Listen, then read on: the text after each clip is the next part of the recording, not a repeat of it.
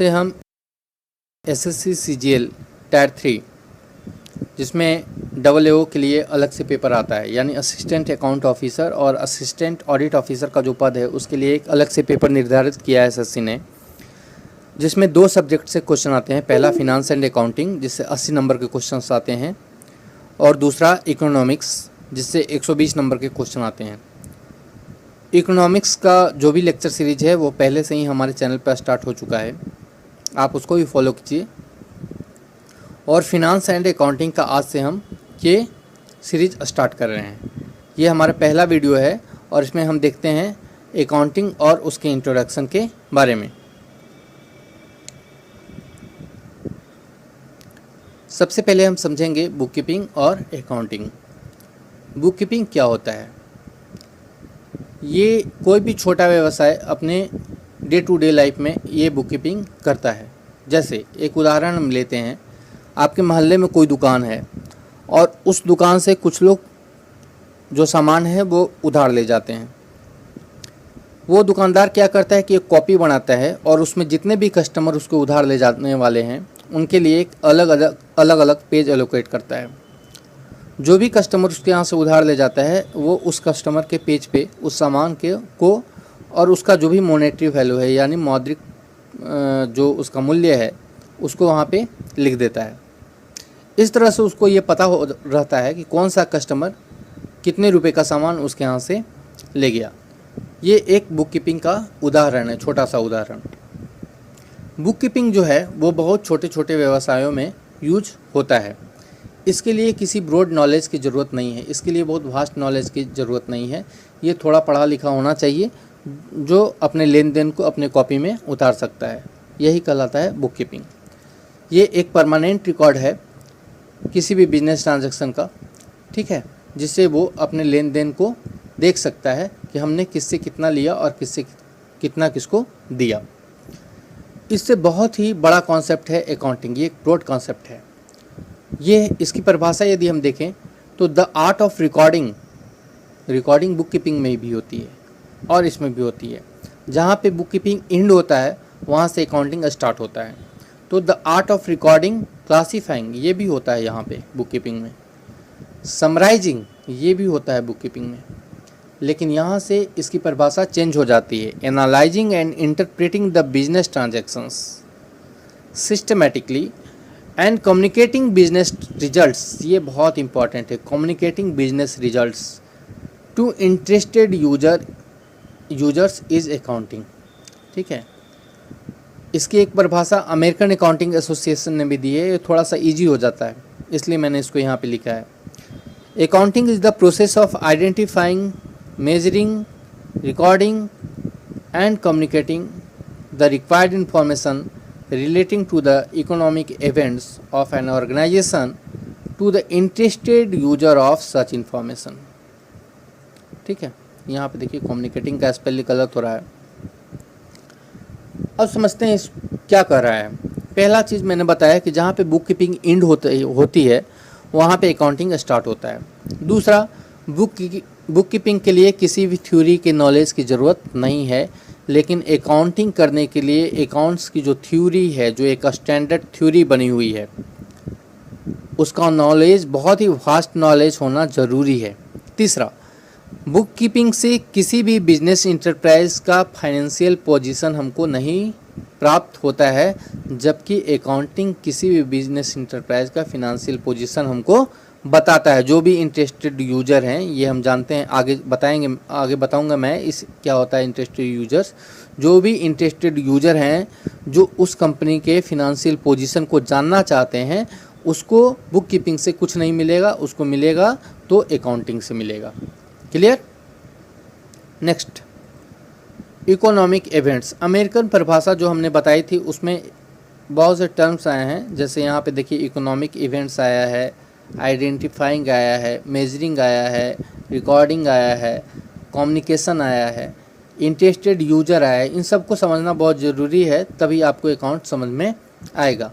तो देखते हैं पहले इकोनॉमिक इवेंट्स क्या होता है।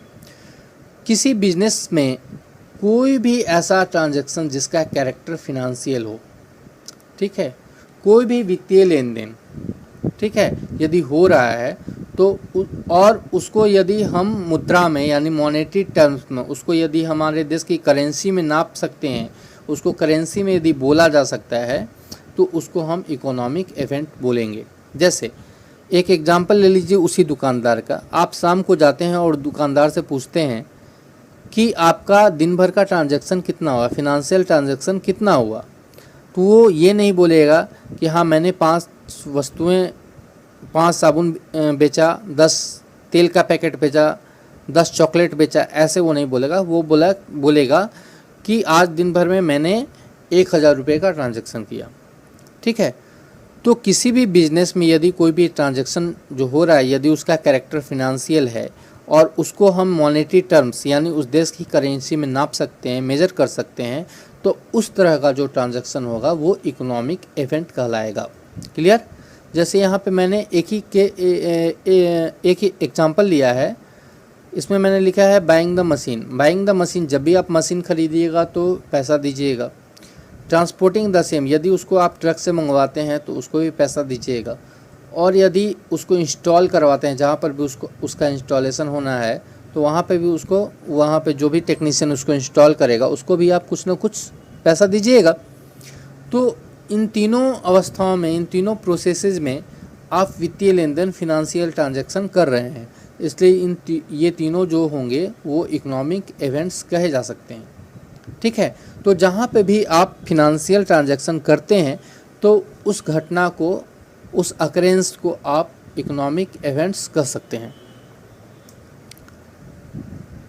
अगला था आइडेंटिफिकेशन। आइडेंटिफिकेशन क्या होता है कि मैंने बताया कि कोई भी ट्रांजैक्शन हो रहा है, यदि उसका कैरेक्टर फिनेंशियल है तो उसकी एंट्री अकाउंट्स में होगी, यदि उसका कैरेक्टर फिनेंशियल नहीं है तो उसकी एंट्री अकाउंट्स में नहीं होगी। ये आइडेंटिफाई करने की जो प्रक्रिया है, ये डिटरमाइन करने का जो प्रोसेस है, उसी प्रोसेस को हम आइडेंटिफिकेशन कहते हैं। जैसे कि कोई यदि बिजनेस इंटरप्राइज कोई गुड्स को खरीद रहा है तो उसके बदले में वो पैसा देगा, जो भी मूल्य है उसको वो देगा। तो यहाँ पे एक फिनेंशियल ट्रांजैक्शन हुआ तो इस ट्रांजैक्शन की एंट्री अकाउंट्स में होगी। लेकिन उसी कंपनी में यदि कोई पॉलिसी चेंज होती है, मैनेजरियल पॉलिसी चेंज होती है, तो उसमें कोई भी वित्तीय लेन देन नहीं हो रहा है, इसलिए उसकी एंट्री इस अकाउंट्स में, इस कंपनी के अकाउंट्स में नहीं होगी। तो हमको ये डिटरमाइन करना है कि जो भी ट्रांजैक्शन हो रहा है उसका कैरेक्टर फिनेंशियल है कि नहीं है। यदि फिनेंशियल है तो उसकी एंट्री हमको अकाउंट्स में करनी है, और यदि फिनेंशियल नहीं है तो उसकी एंट्री हमको अकाउंट्स में नहीं करनी है। अगला देखते हैं। अगला है मेजरमेंट। कोई भी जो लेन देन होता है बिजनेस में, उसको हमको मेजर करना है किसमें? उस देश की करेंसी में। ठीक है, जैसे भारत में हमको रुपीज में उसको मेजर करना है। ठीक है, कोई भी लेन देन हो रहा है उसको हमको वस्तु के रूप में या सेवा के रूप में नहीं लिखना है, उसको हमको उसका जो भी मूल्य होगा उसके रूप में लिखना है। जैसे एज फॉर एग्जांपल, किसी दो कंपनियों के बीच में यदि कोई कॉन्ट्रैक्ट होता है, किसी सामान के लेन देन का कॉन्ट्रैक्ट होता है, तो कितने सामान का लेन देन होगा ये नहीं लिखना है, बल्कि कितने मूल्य के सामान का लेन देन होना है ये लिखना है। ठीक है, इसको हम लोग कहते हैं मेजरमेंट। तीसरा है रिकॉर्डिंग। यदि आइडेंटिफिकेशन हो गया और मेजरमेंट भी हो गया, मूल्य निर्धारित हो गया, तो जो भी मूल्य निर्धारित हुआ उसका कितना लेन देन हो रहा है वो जो भी बुक्स ऑफ अकाउंट्स है, ये मैं आगे बताऊंगा। लेकिन अभी आप ये जानिए कि अकाउंट्स का जो भी रजिस्टर है उसमें हम इसको लिख देंगे। जो भी इकोनॉमिक लेन देन होगा, जो भी इकोनॉमिक्स इवेंट्स होंगे, उनमें जो ट्रांजैक्शन होगा, जो भी फिनेंशियल ट्रांजैक्शन होगा, उसका जितना भी मेजरमेंट होगा यानी जितना भी वैल्यू लगेगा, उस वैल्यू को हमको इस बुक ऑफ अकाउंट्स में लिखना है, और इस प्रोसेस को हम रिकॉर्डिंग कहते हैं। अगला है communication. Communicating the relevant information in a certain form to the management and other internal and external user of information। इसको हम देखते हैं। कम्युनिकेशन में क्या होता है कि जो भी हमने आइडेंटिफाई भी कर लिया, हमने मेजर भी कर लिया, हमने उसको रिकॉर्ड भी कर लिया। अब आगे ये बहुत ही इम्पोर्टेंट है। कम्युनिकेशन बहुत ही इम्पॉर्टेंट प्रक्रिया है अकाउंट्स का। इसमें क्या होता है कि जो भी रिजल्ट आएगा, रिकॉर्ड कीपिंग से जो भी रिजल्ट निकलेगा, मान लीजिए उसमें किसी कंपनी ने किसी इन्वेस्टर ने इन्वेस्ट कर रखा है, उसका कोई एक अपना लेबर यूनियन है, ठीक है, उसमें किसी ने अपनी पूंजी लगाई है जिस पे उसको कुछ ना कुछ ब्याज मिलेगा। वो उसका इन्वेस्टर नहीं है, उसने बस वो उसमें साझेदार है कि उसने उसमें कुछ पूंजी लगा दी है जिसमें उसको कुछ ब्याज मिलेगा, ठीक है। तो ये जो भी फैक्टर हैं, जो भी प्रोडक्शन के जो फैक्टर, मैंने इकोनॉमिक्स में इसको बहुत अच्छी तरह से समझाया है, लैंड, लेबर, कैपिटल और एंटरप्रेन्योर, ये 4 फैक्टर होते हैं प्रोडक्शन के।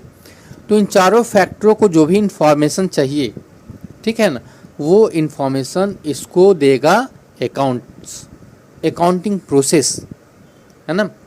तो इसमें क्या इंफॉर्मेशन चाहिए, तो कंपनी की फिनेंशियल पोजीशन कैसी है, घाटे में तो नहीं है, कितना लाभ हो रहा है, यदि लाभ हो रहा है तो आगे चल के कंपनी बढ़ेगी और भी बढ़ेगी या डूब जाएगी। ये जितना भी फिनेंशियल पोजीशन है ये हमको अकाउंट से मिलता है, और इसका जो होता है कम्युनिकेशन हम इंटरनल यूजर और एक्सटर्नल यूजर दोनों को दे सकते हैं इस अकाउंटिंग प्रोसेस के माध्यम से, ठीक है। चौथा है organisation. A business enterprise whether for profit और नॉट प्रॉफिट मोटिव, ठीक है। कोई भी एक ऐसा बिजनेस इंटरप्राइज जो लाभ के लिए बना है या बिना लाभ के लिए बना है, ठीक है, लेकिन वहाँ पे फिनेंशियल ट्रांजैक्शन हो रहे हैं, व्यवसाय हो रहा है, ठीक है। बहुत सारे बिजनेस इंटरप्राइज होते हैं जो बिना लाभ के काम करते हैं, जैसे एनजीओज वगैरह जो हुए, ट्रस्ट हुए, ठीक है। वो किसी तरह का यदि बिजनेस कर रहे हैं तो उनमें उनको किसी भी तरह का लाभ नहीं हो रहा है, लाभ की कामना नहीं होती है। कोई ट्रस्ट है, हॉस्पिटल चला रहा है, वहाँ पे बहुत सारे ट्रांजैक्शन हो रहे हैं, लेकिन वो एक ट्रस्ट चला रहा है जहाँ पे उसको बहुत कम दाम पे इलाज हो रहा है, जहाँ पे उसको लाभ नहीं चाहिए, लेकिन वहाँ पे यदि फिनेंशियल ट्रांजैक्शन हो रहा है तो वो एक ऑर्गेनाइजेशन कहा जाएगा, ठीक है। तो जहाँ पे भी लाभ या बिना लाभ के उद्देश्य से कोई भी फिनेंशियल ट्रांजैक्शन हो रहा है उस व्यवसाय में, तो वो उस इंटरप्राइज को हम ऑर्गेनाइजेशन कहेंगे, ठीक है। अब देखिए ये इंटरेस्टेड यूजर जिनको हम कम्युनिकेट करते हैं, ये कम्युनिकेशन किसको होता है, तो जो भी इंटरेस्टेड यूजर हैं, ठीक है।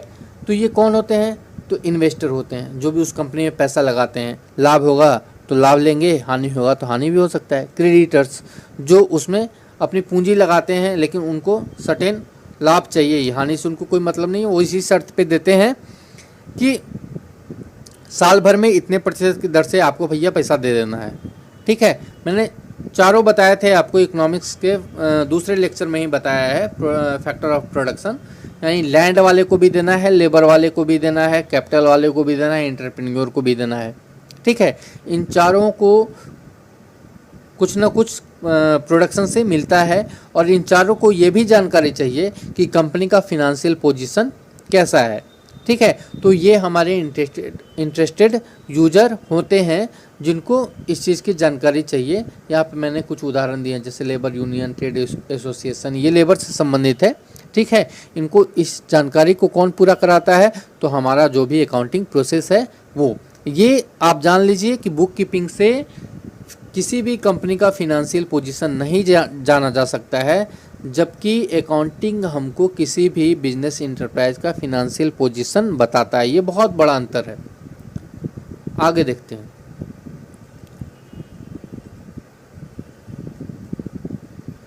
एवोल्यूशन ऑफ अकाउंटिंग, ठीक है। अकाउंटिंग का शुरुआत कहाँ से हुआ, तो यदि इंडियन माइथोलॉजी में हम देखें तो चित्रगुप्त जो होते हैं वो भगवान के दरबार में अकाउंट्स का काम करते हैं, ठीक है। नॉट वेरी इंपॉर्टेंट, बट मैंने ऐसा ही लिख दिया। चाणक्य जो थे अपने अर्थशास्त्र में अकाउंटिंग प्रैक्टिसेस के बारे में लिखे हैं, ठीक है। चाणक्य की जो पुस्तक थी अर्थशास्त्र, इसमें इन्होंने अकाउंटिंग प्रोसेस के बारे में लिखा है कि कैसे अकाउंटिंग प्रोसेस होना चाहिए। हालांकि ये राजनीति विज्ञान पर आधारित पुस्तक है। तीसरी पुस्तक जो है अरिथमेटिका ज्योमेट्रिका प्रोपोर्शन एंड प्रोपोर्शनलिटी, ये लूका पैसियोली के द्वारा लिखा गया है। ये इटालियन राइटर थे। ये बहुत ही इंपॉर्टेंट है पॉइंट, ठीक है। और ये फर्स्ट ऑथेंटिक बुक है जिसमें डबल एंट्री बुक कीपिंग जो आज के समय में प्रचलित है, डबल एंट्री बुक कीपिंग जो आज के समय में प्रचलित है, इसका पहला प्रमाण मिलता है इसी पुस्तक में। ठीक है, इसमें यहाँ तक कि डेबिट और क्रेडिट, DR और CR जैसे शब्दों का भी उल्लेख किया गया है, इसलिए ये काफ़ी इम्पोर्टेंट पुस्तक हो जाती है, इसको याद रखेंगे। आगे चलते हैं, ब्रांचेज ऑफ अकाउंटिंग। अकाउंटिंग की कौन कौन सी शाखाएं होती है। पहला है फिनेंशियल अकाउंटिंग। इसमें मैंने साफ लिखा है कि the word accounting and financial accounting are used interchangeably. अभी तक जितना मैंने आपको समझाया अकाउंटिंग के बारे में वही है फिनेंशियल अकाउंटिंग।